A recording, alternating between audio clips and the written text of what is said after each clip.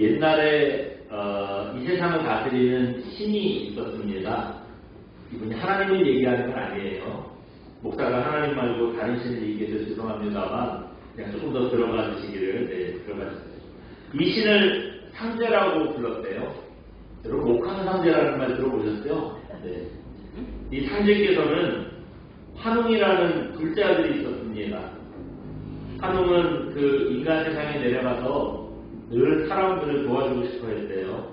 그래서 이렇게 인간을 도와주고 싶어하는 둘째 아들의 마음이 기특해서요.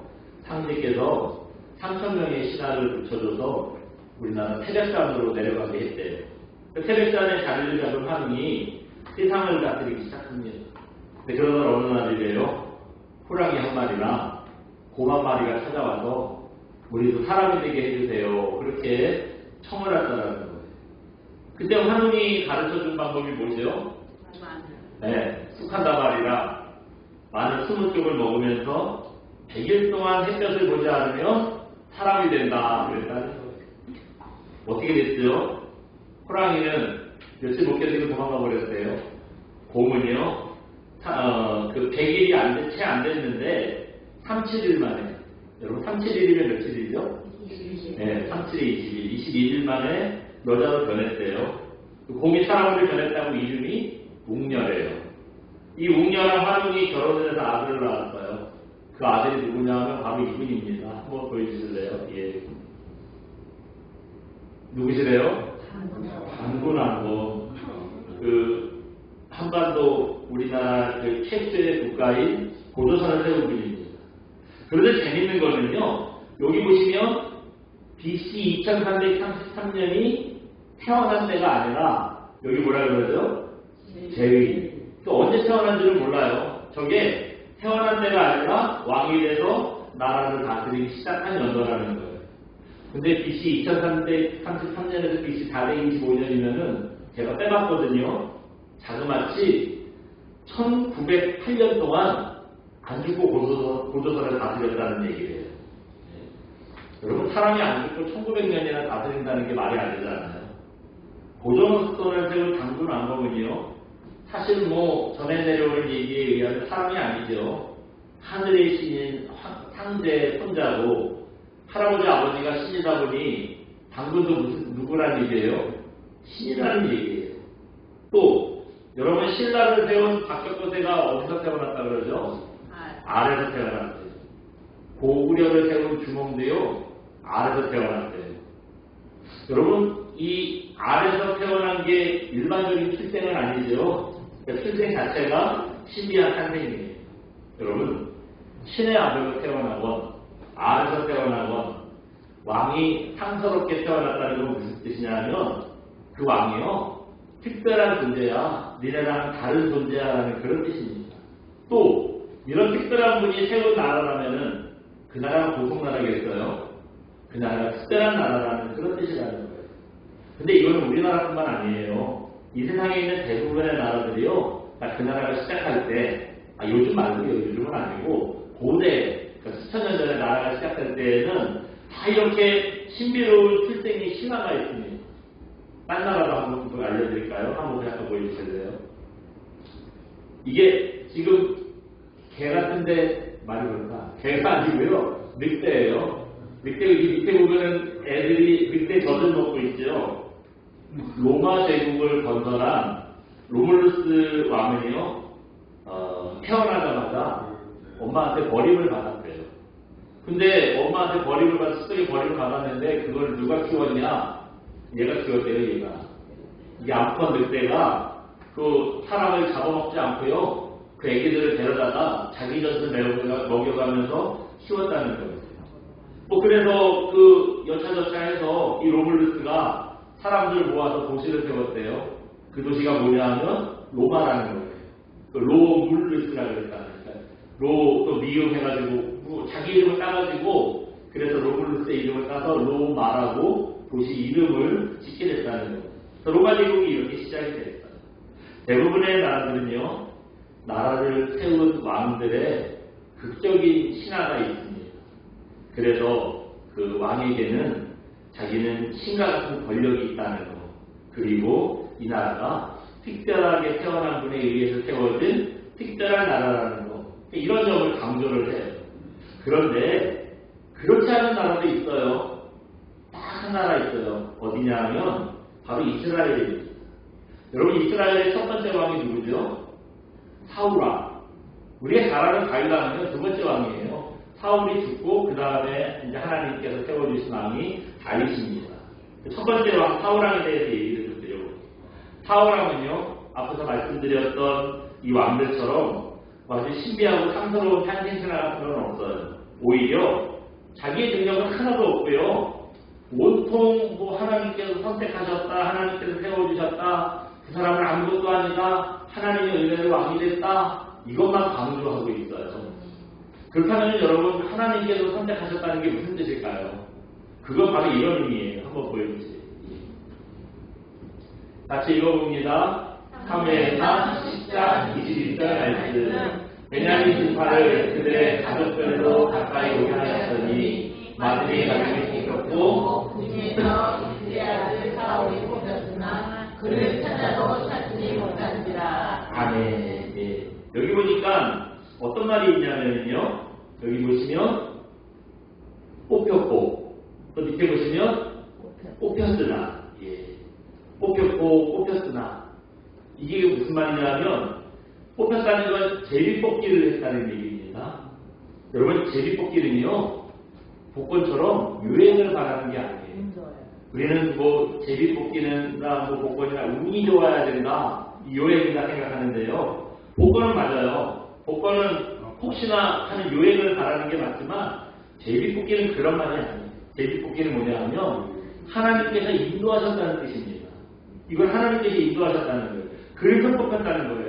제비뽑기는 다른 말로 하면 하나님의 섭니다라고 그렇게 생각을 합니다. 그래서 여러분, 제비뽑기는요 복권 뽑히는 거랑은 차원이 다른 얘기예요.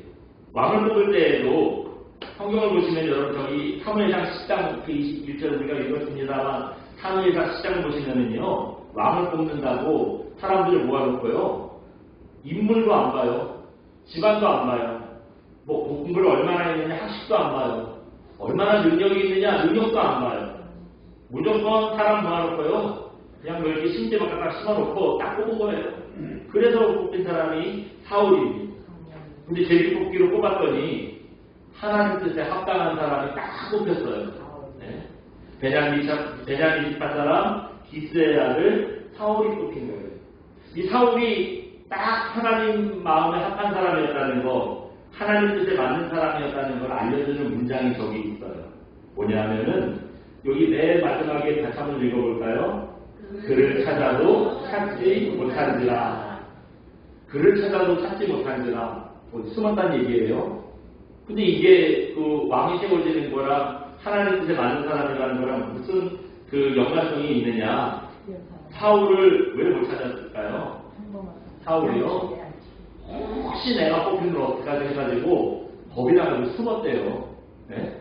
어디 뭐 일하러 간 게 아니라 그와 사람 모아놓고 제비뽑기 한다니까 혹시 그게 떡대자라고 생각도 안 하는 거예요. 김치국부터 가시는 거예요. 지가 뽑힐까봐요. 겁나가지고 숨었다는 거예요.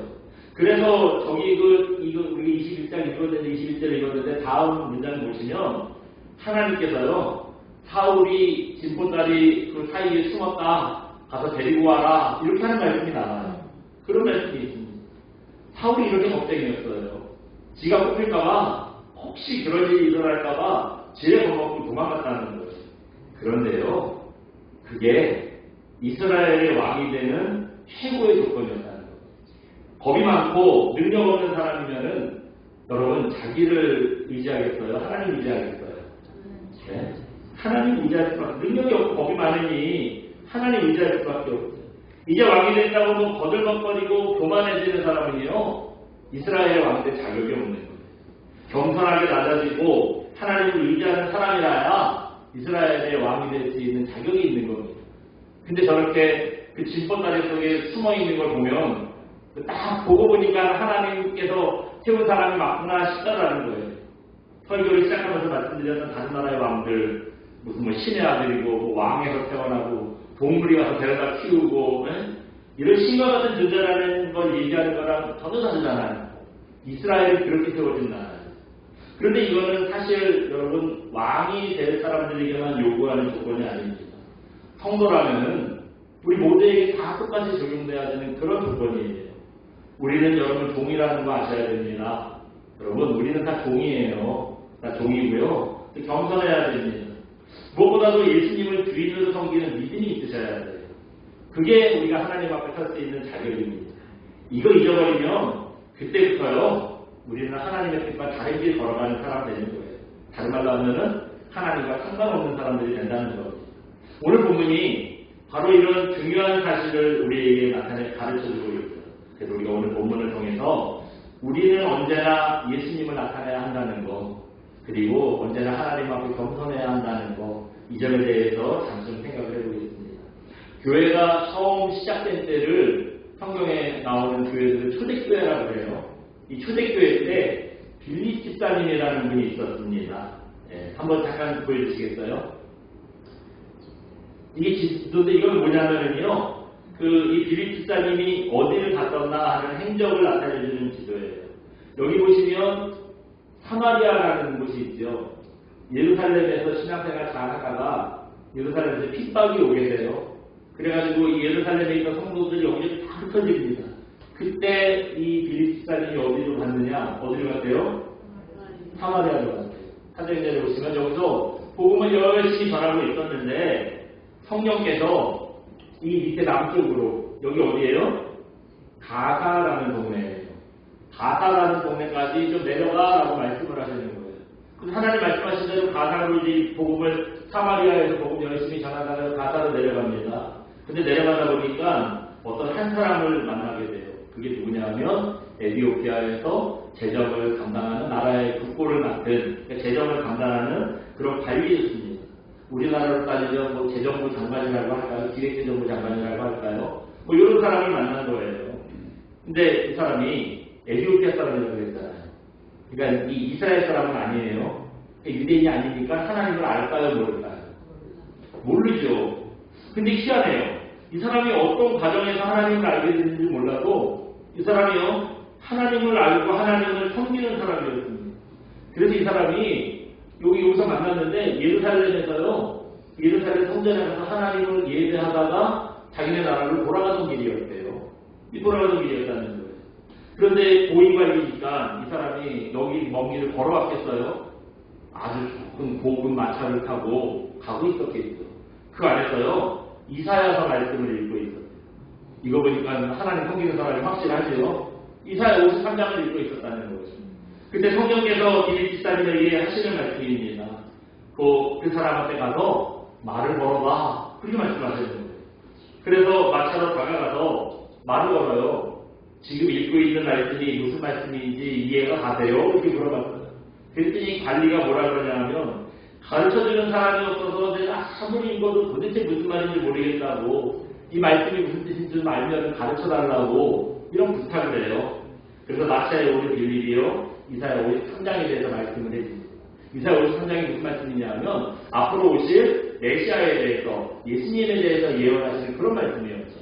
그래서 이 사실 얘기해줘요. 이 말씀은 앞으로 오실 예수님에 대한 말씀이고, 그 예수님이 이미 오셨어요. 이미 오셔서 십자가를 지셨고, 그 예수님의 십자가를 믿을 때 우리가 구원을 받습니다 하는 복음을 전해주게 돼요. 그렇게 복음을 듣고 이제 가다 보니까 요 밑을 봤을 때 문이 있는 거예요. 제가 그 사진 한 장 보여드린다는 걸 깜빡했는데, 지금도요, 여기서 세례를 받았거든요. 세례를 받았는데, 그 세례 받은 사람에서 유명하게 그 계곡물이 넘쳐서요, 지금까지 그곳에서 뭐 유원지가 돼가지고 물놀이를 하는 뭐 그런 계곡이라고 해요. 어쨌든 뭐 그렇게 문이 있어서 에티오피아 관리가요, 여기서 자청을 해서 나한테 그 세례를 달라고 세례를 줍니다. 둘이 물러 내려가서 세례를 받고 난 다음에 이제 오늘 하고 싶은 얘기가 나오는 거예요. 놀라운 일이 벌어집니다. 우리 오늘 본문 39절 한번 읽어볼까요? 39절을 같이 한번 읽어봅니다. 시작. 둘이 물에서 올라올 때 주의 영이 빌립을 이끌어간지라. 빌립은 주의 길을 가고 그를 다시 보지 못하더라. 아멘. 여기 보니까 세례를 받고 이 두 사람이 올라오는데 성령께서 나타나시더니요. 빌립을 어떻게 했대요? 이끌고 가셨대요. 여러분 여기서 이끌고 가셨다는 말이 굉장히 중요한 말이에요. 왜냐하면 그냥 같이 여기서 우리가 이끌고 가셨다 하는 말이 그냥 뭐 같이 가셨나 보다, 데리고 가셨나 보다 이렇게 생각하는데 그게 아니라 여러분 이 말은요. 시간과 공간을 초월해서 뿅 사라졌다는 얘기예요. 그런 뜻입니다. 그래서 이 밑에 40절 보시면 빌립이 그 다음에 어디서 나타났대요? 빌립은 아소도에 나타나 그랬어요. 아소도에 나타나 이 말이에요. 여러분 이끌고 가셨다. 그 다음에 아소도에서 나타났다. 이 말의 의미가 뭐냐면 여기 세례받은 곳에서요 뿅 사라졌다는 거예요. 그러더니 여기 위에 어디야? 여기 아소도에서 갑자기 나타났다는 거예요. 이런 사실입니다. 만약에 시간과 공간을 초월하지 않고 그냥 걸어서 도착했다면 성경은 이럴 때는 어떻게 표현하냐면 이르렀다 아니면 도착했다 그런 표현을 해요. 아마 여러분 성경 많이 읽어보셔서 아셨을 거예요. 누가 어디 가서 도착했다 그러면 거기에 도착해 아니면 거기에 이르러 이런 표현을 많이 하잖아요. 그런데 여기서 나타났다는 표현 이런 건 쓰지 않거든요. 근데 여기서 나타났다는 표현이 무슨 말이냐면 말 그대로 시간과 공간을 초월해서 뿅 하고 나타났다는 거예요. 근데 여러분 이거 너무 우리가 신비하게 이상하게 생각할 필요 없어요. 이미 성경에는요 그렇게 시간과 공간을 초월하는 그런 사건들이 많이 나타나고 있어요. 제가 몇 가지 예를 한번 드려볼게요. 열왕기하 2장에 보시면 엘리야 선지자가 죽지 않고 어떻게 되죠? 하늘로 이렇게 올려가는 그 사건을 볼 수가 있어요. 하늘에서 불말과 불병거, 불수레가 내려와서요 엘리야를 태우고 올라갔다고 성경에 써있어요. 공간을 초월한 거죠. 또 마가복음 9장에 보시면 예수님께서 제자들 3명 데리고 산에 올라가셨는데 그 산에 올라가니까 갑자기 예수님이요 모습이 달라져요. 하얀 광채가 나는 모습으로 모습이 변하시더니 그때 누가 나타나냐? 모세랑 엘리야가 예수님을 찾아온 거예요. 그런데 이 세 분이 뭐 얘기를 계속 하시더니요 또 갑자기 엘리야와 모세가 사라졌다. 그리고 예수님은 그 하얀 광채가 사라지고 그냥 전에 모습 그대로 되셨다. 그렇게 표현하고 있거든요. 이때 엘리야와 모세가 갑자기 나타났다 갑자기 사라진 것도 시간과 공간을 초월한 일이잖아요. 또 있어요. 예수님 부활 실천하신 거 이것도 시간과 공간을 초월하는 일이 있어요. 사도 바울이 자기가 삼층천에 갔다 왔다는 얘기를 해요. 천국 갔다 왔다는 얘기를 해요. 이것도 시간과 공간을 초월하는 일이죠. 뭐 어쨌든 이런 식으로요. 시간과 공간을 초월하는 그 사건들이 이미 성경에 꽤 나오고 있었어요. 그래서 빌립이 갑자기 사라졌더니 아소도에서 뿅 하고 나타났다. 그거 우리가 너무 이상하게 생각할 수는 없다는 거예요. 그것보다는 그럼 성령께서는 왜 그런 일을 하셨을까? 이걸 한번 생각해 봐야죠. 성령께서 왜 그냥 잘 걸어가도 되는데 굳이 이렇게 어느 날 갑자기 확 사라져서 갑자기 또 나타나게 하셨느냐? 이 이유를 좀 알아봐야 되겠지요. 성령께서 왜 그런 일을 하셨느냐? 한번 보여주시겠어요? 네. 같이 읽어봅니다. 왜 이런 일을 하게 하셨을까? 겸손하게 하시려고. 왜 그렇게 하셨대요? 네, 빌립 집사님을 겸손하게 하시려고 그렇게 성령께서 하셨다는 거예요. 만약에 여러분 빌립이 거기서 계속 있었다면은 어땠을까요? 빌립이 그 말씀을 설명해 줬을 때 이 에티오피아 관리가 은혜를 엄청 받았잖아요. 네. 빌립이 그 은혜를 얼마나 은혜를 받았는지요. 36절 한번 읽어볼까요? 오늘 보면 36절 같이 봅니다. 시작. 빌립이 죄송합니다. 길 가다가 물이 있는 곳에 이르러 그 내시가 말하되 보라 물이 있으니 내가 세례를 받음에 무슨 거리낌이 있느냐. 예. 뭐라 그래요? 이 관원이요. 내가 세례 받는 거에 뭐 거리낌이 있겠어? 나한테 세례를 좀 베풀어 주세요. 그렇게 얘기합니다. 지금 보니까 세례 받은 거 빌립이 권해서 받았나요? 자기가 자청해서 받았나요? 자기가 자청해서 받았어요. 얼마나 은혜를 받았는지요. 막 지가 기쁨이 넘쳐가지고 하나님 앞에 뭐라도 막 하고 싶은 거예요. 그러니까 거기서 제일 필요한 거, 자기가 생각해서 제일 필요한 거, 제일 할 수 있는 거, 물이 마침 있으니까 그들한테 세례를 베풀어달라. 그렇게 얘기를 하는 겁니다. 이 사람이요, 돈이 있겠다. 또 권력도 있겠다. 너네 아주 충만하게 받았겠다. 이런 사람이 못해요. 아마 빌립이 거기 계속 있었으면 식사 대접은 무조건 받았을 거고요. 선물도 아마 값비싼 선물도 무조건 받았을 거고요. 또 혹시 또 감사원도 꽤 거기서 막 하고 싶었을 거예요. 혹시나 그 에티오피아에 같이 가자고, 집사님 생활은 내가 책임질 테니까 같이 가자고, 가서 말씀도 나한테 더 가르쳐주고 같이 우리 예배도 드리고 그러자고, 이런 요청하지 않았을까요? 충분히 그럴 가능성이 있지요. 네? 무엇보다도 그런 대접을 받으면 그럼 빌립이 겸손할 수 있을까요? 자기가 겸손하게 이렇게 낮아질 수 있겠어요? 그 입으로는 예수님을 얘기하고 말씀을 계속 전할 수 있지만 이렇게 자꾸 대접을 받다 보면 자기도 모르게 내가 예수님보다 높구나. 입으로는 예수님을 얘기하지만 나에 대한 대우가 점점 섭섭해진다고, 뭐 이런 교만에 빠지기가 참 쉬울 겁니다. 택시가 보면 어디에서 절을 한다고요? 처음에 말뚝에서 절을 한다고, 그런 말 있잖아요. 예수님이 좋으면 예수님을 전하는 종들에게 절하고 싶을 수 있잖아요. 예수님과 똑같이 그렇게 대우해주고 싶을 수 있잖아요. 그런 일은요, 여러분 아무리 생각해도 이 모두에게 유익이 되는 그런 일이 아닌 것 같아요.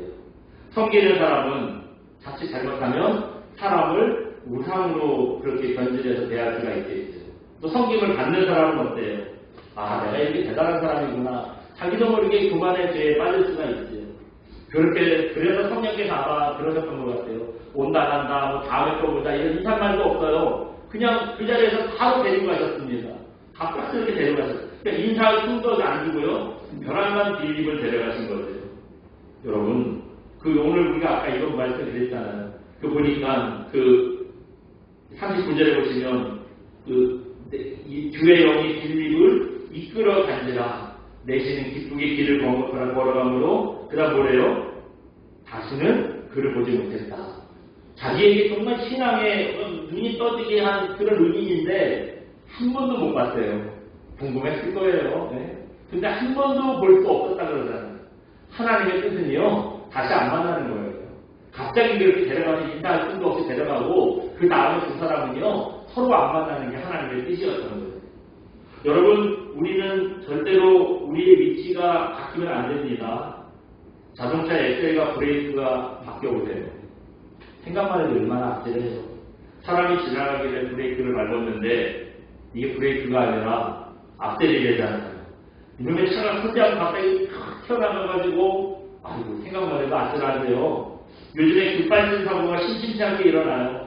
회사에서는 죽어도 급발진은 없다. 이거는 운전자가 착각을 해서 브레이크가 아니라 브레이크를 밟는다고 앞셀을 밟은 거다. 뭐 그런 얘기를 하는데, 앞셀과 브레이크의 위치가 바뀌었을 때 이런 아주 끔찍한 일들이 일어나지 않습니까? 근데 여러분, 이런 일보다 더 끔찍한 일이 있어요. 바로 하나님과 우리의 위치가 바뀌는 겁니다. 하나님을 섬겨야 우리가 하나님처럼 대접을 받는 거예요. 네. 이렇게 하나님과 우리의 위치가 바뀌는 순간부터 우리 인생 망가지는 겁니다. 우리 인생 엉망되는 거예요. 여러분, 그렇기 때문에 사람에게 감사하지 마시고요. 여러분, 하나님께 감사하시기 바랍니다. 사람을 의지하려고 하지 마시고 예수님 의지하시기 바랍니다. 고마운 사람이 있는데 그 사람한테 사실 칭찬 너무 하시는 거 그거 원래 그렇게 좋진 않은 거예요. 그러니까 사람이 너무 많은 칭찬하려고 하지 마시고 예수님께 영광 돌리시기를 바랍니다. 무엇보다 여러분, 나는 종이라는 사실, 그리고 예수님은 주인이시라는 사실을 꼭 잊지 않으시기를 바랍니다. 그래야 우리가 겸손하게 종의 본분을 지킬 수 있습니다. 이 사실을 잘 기억하는 저 여러분 되시기를 주님의 이름으로 축원드립니다. 성령께서 빌립을 갑자기 데려가신 또 한 가지 이유가 있어요. 시간이 많이 갔으니까 이게 짧게 한번 말씀을 드려볼게요. 한번 보여주세요. 같이 봅니다. 사명에만 집중하게 하시려고. 네. 왜 그렇게 갑자기 데려가셨대요? 사명에만 집중하게 하시려고 갑자기 데려가셨다는 거예요. 우리 40절 마지막 절 한번 읽어볼까요? 같이 봅니다. 시작. 빌립은 아소도에 나타나 여러 성을 지나다니며 복음을 전하고 바이사랴에 이르니라. 아멘. 예. 빌립이 아소도에 나타나서 뭐 했대요? 네, 그냥 한 군데가 아소도에서만 한 게 아니라 여러 성을 돌아다니면서 복음을 전했대요. 그러면서 어디에까지 갔대요? 바이사랴. 지도 앞으로 한번 좀 돌려보시세요. 네.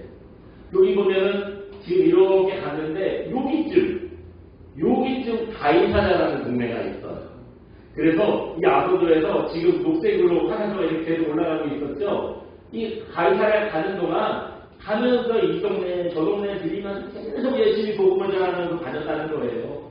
그런 일을 했다는 겁니다.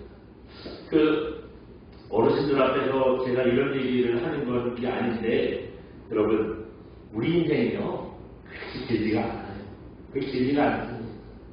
주의를 언제든지 할 수 있다라고 생각하시지만, 그게 어느 순간이 오면은요, 그게 내 맘처럼 되지 않더라고요. 네. 어느 시점이 지나면, 아무리 주님의 일을 하고 싶어도요, 건강이 안 따라줘가지고 못해요. 네. 무슨 이제 어르신들 되면, 이제 권사님들 되고, 노인들 되면 이제 기도하는 일밖에 없어 하는데, 기도도 여러분 건강하지 않은 거예요. 연세 드실 때 되니까, 기력이 없어가지고 앉아있는 게 힘들어. 기도가 안 되는 거야. 우리 어르신들 중에 그런 분들 많으세요. 또 능력이 안 따라줘요. 저도 젊은 애들 뭐 하고 싶은데 이제는 못 따라가겠어. 애들이 이것도 하다. 저도 이 동영상 억지로 찍는 거예요. 이거 하기 싫어. 근데 이것마저 안 하면 안 되지. 이게 능력이 이제 안 따라줘요. 저희 애도 제 말을 안 듣는데 요즘 젊은 애들이 진짜 아빠가 아닌데 제 말을 듣겠어요? 네? 저도 한때는 젊은 애들이랑 잘 어울렸어요. 근데 이제 이게 능력도 안 되고 안 되더라고요. 무엇보다도 마음이 열심히 정같지 않아요. 여러분 연세 드셔보세요. 젊었을 때처럼 막 기운차게 뭐 하실 수 있으세요? 주님의 일도 그런 거예요. 내가 막 밤을 새가면서 주님께 기도하고 무슨 막 그냥 열심히 헌신할 것 같은데요. 열심히 그렇게 안 생겨. 흠뻑 지쳐요. 안 됩니다. 제가 뭘 좀 해보고 싶어도 이게 잘 안 되는 거예요. 목사님 사이에서는 제가 아직은 그래도 젊은 나이입니다. 올해 이제 내가 54 됐는데, 그래도 아직 목사님 사이에서는 젊어요. 목사님들이 무슨 목사는 좋겠어 이렇게 젊어가지고. 근데 여러분 세상으로 따져보세요. 여러분 이제 은퇴 얼마나 남으셨어요? 네? 저도 이제 얼마 안 남았어요. 세상으로 따지면 무슨 젊다 좋겠다 하는데 저도 얼마 안 남았어요. 네. 죄송합니다만 솔직히 예전에 20대 30대 때 막 불을 켜고 뛰어다니고 주님을 위해서 뛰어다니는 그런 열심이요, 이제는 잘 안 생겨요. 쉽지 않더라고요. 네. 그래서 여러분 우리가 하나님 앞에 헌신할 수 있는 거 이거 얼마 안 남았다는 시급한 생각 가지셔야 됩니다. 복음 전하는 일이 얼마나 시급했는지 이 빌립 오늘 데려가고 보세요. 이 내시랑 인자 서로 고맙다 무슨 앞으로 신앙생활 잘하세요 인사가 없었잖아요. 호련이 나타나셔가지고 호련이 데려가 보셨잖아요. 얼마나 이게 시급하면은 인사할 시간도 없이 그냥 빌립을 뿅 하고 데려가시겠어요. 여러분 우리에게는요 서로 칭찬하고 칭찬받고 노닥거리고 이런 시간 없습니다.